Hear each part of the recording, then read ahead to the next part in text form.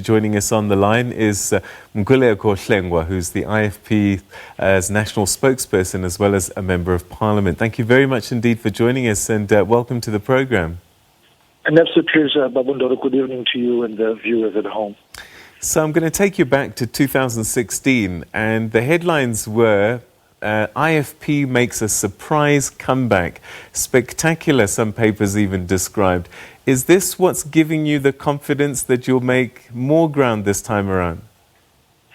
Of course, it's exactly that, but also more so that because over the past 5 years, since that election, we have managed to continue on a trajectory of service delivery in the areas where we were in government and are in government. We have continued in a trajectory of being committed to our commitments. And our track record over the past 5 years and beyond that speaks for itself. And so that is why we are hitting the ground running for these elections, particularly in eThekwini, which continues to find itself with the wrong leadership, with corruption at the helm, with a lack of service delivery, instability in council, particularly brought about by the rolling challenges within the ANC. And so we fundamentally believe that the ANC should not actually be wasting the voters' time and the electorate's time. They should actually be focusing on solving their internal problems and come back at a time when they are actually in a position to govern. But be that as it may, we were today wanting to make a firm offer and a firm commitment again to the residents of eThekwini with our candidates that we are launching, that we are a credible and viable alternative, and we are committing ourselves to working for the people of eThekwini. And so they can look to the areas where we govern and be confident that the track record of service delivery, we can actually emulate it for them in eThekwini. So it is absolutely important that the economic hub of KwaZulu-Natal and the gateway really to Africa insofar as port trade and industry is concerned, we restore order, we restore good governance, and we go back to the basics of ensuring that people have got water and everything. I stay in a rural part of eThekwini, for example, Ward 105 eThekwini. We can go on for 10 weeks without water, not because there is a lack of infrastructure, but because the infrastructure that is there has been poorly maintained and because of the ongoing failures of the ANC. The list is long and endless. The residents of eThekwini know fully well that those in power have failed. Then the instability, which saw the former mayor removed, and the fact that up to now they've been unable to elect a deputy mayor is the clearest indication of a party in government but failing to govern. So people might then say, are you making gains as a result of failures of others, or is it that your message is more compelling? Our message is more compelling, and people have been listening to our message, and that's why we've been able to field candidates throughout eThekwini. And of course, we, in the game of politics, the failures of others must be an opportunity for the electorate to reconsider its options. And so therefore we would be, foolhardy not to point to those failures, because those failures have got a material impact on the daily lived realities of all the residents of eThekwini. And so we are saying, let's not wallow in failure and lamentations. An alternative is available, and this is the IFP. And we are quite confident that the candidates which we have put up is of diverse nature, men and women who are equal to the task of service delivery and are a demographic representation of all the citizens of eThekwini. But more importantly is because the IFP offer on the table is one which is going to see eThekwini turn things around. How are you going to tackle this scourge of corruption? Because that's one of the pillars of your messages.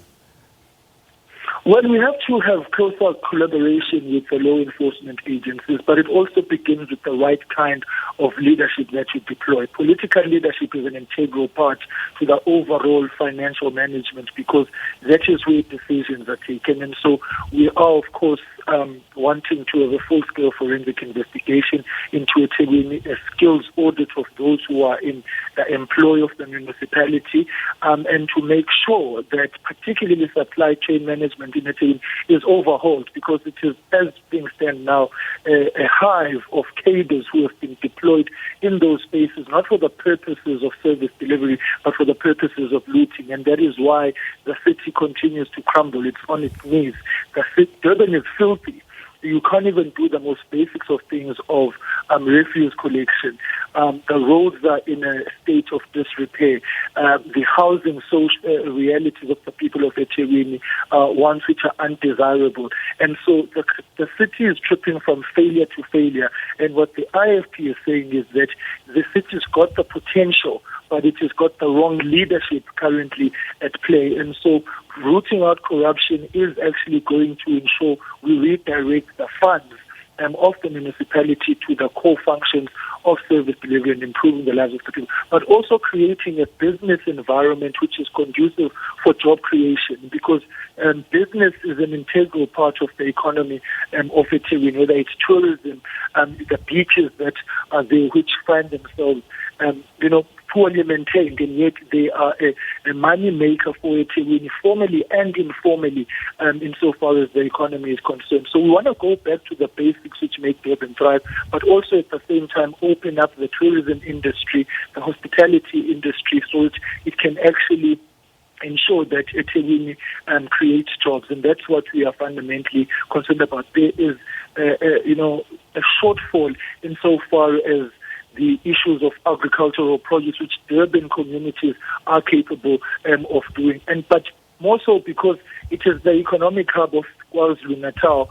And so we believe that it should be the flagship of good governance, functionality and effectiveness insofar as governance is concerned, and service delivery, because you've got an escalation in the rural migration phenomenon in eThekwini, and the services of eThekwini are unable then to meet the demand. And so we have to be able to respond to that as well, so that those who come to eThekwini are in a position to actually make a meaningful contribution on the other, but at the same time be able to maintain their sustainable livelihood with the functionality which they deserve insofar as the provision of services is concerned.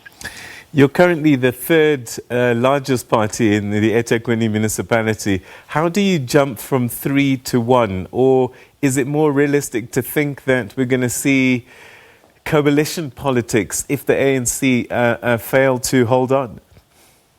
Well, whichever way that will ultimately deliver the people of eThekwini from the failed government, which they are witness to, the IFP will be party to that. But we are actually availing ourselves as extensively as we are to the people of eThekwini, because we recognize the challenges that they face, because these are the sad lived realities of the people.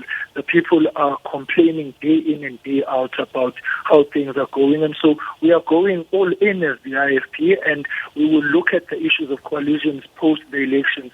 Right now, we firmly believe that we have got the best, credible and most viable alternative offer to eThekwini, and the residents of eThekwini have got an opportunity now to actually turn things around. As the insert was playing now about the issues around violence and the killings of people that have been taking place, in which we are concerned about, we are calling for heightened policing and visibility in eThekwini, because it's not just the political killings we have seen. There was the killings of 6 people in Mlazi and so on. But ultimately, as a response to the issue of violence, we are saying as the IFP, the people of eThekwini must take back the city, not through the barrel of the gun, but through the barrel of the ballot.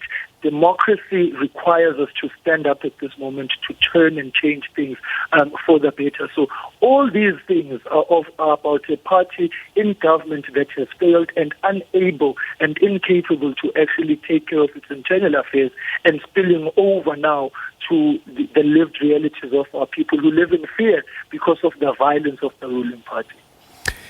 Yeah, one of the key things that particularly young people are interested in is employment. And I just wonder what the game-changing policies that you will bring to the table that are going to grow the economy post-COVID and create jobs. It's to focus on the special economic zones within eThekwini, and to understand that the viability of the eThekwini municipality is about strong formal economy sectors, but at the same time, Durban for the longest of time has functioned because of the informal economy. And so ours is to reduce the red tape, is to ensure that there's access to funding as a city to stimulate the economy. But also at the same time, we recognize that investors are interested in cities and in localities that are actually functioning in the most basics of things. So the provision of water, ensuring that there is long-term electricity opportunities for their businesses to thrive. It's about ensuring the cleanliness of the city, but also at the same time ensuring effective functional bureaucracy within the systems of the municipality, and to push back on the frontiers really of the red tape. It's to decentralize the economic activity is of the city to the various areas. It's to tap into the township economy, whether speaking of KwaMashu or Umlazi, Ntuzuma, and so on. But also at the same time, it's recognizing that eThekwini has got now incorporated into rural constituencies which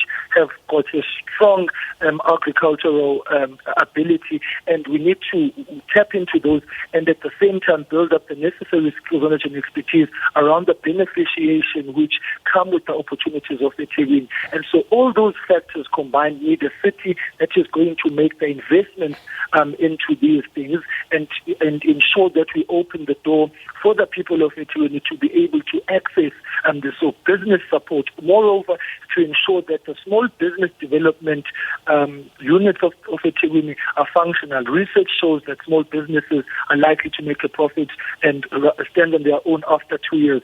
So the fact that we've got this functionality in the city to offer that support is in itself shooting ourselves in the foot. And so we want to ensure that there's the functionality of institutions and capacity to enable businesses and aspirant business owners the ability to participate in the economy. Here is about changing the bylaws to enable more inclusivity and access to the city for the majority of those who want to actually participate in the economy. eThekwini is a tourism city, and so this is about a clean city, and this is about offering new, exciting and more innovative ways of showcasing eThekwini in order for it to be able to make money for the citizens of eThekwini, but also at the same time create the necessary jobs. And of course, you've got quite a number of universities and institutions of higher learning. It's about creating working relationships with those institutions to build up the new expertise that are required for the new economy that we want to build in the city. Mr. Hlengwa, we're going to leave it there. Thank you very, very much indeed. No doubt we'll be chatting to you again as we get closer and closer to those all-important municipal elections. But thank you for your time this evening. It's a pleasure, Peter. Thank you so much. Good night.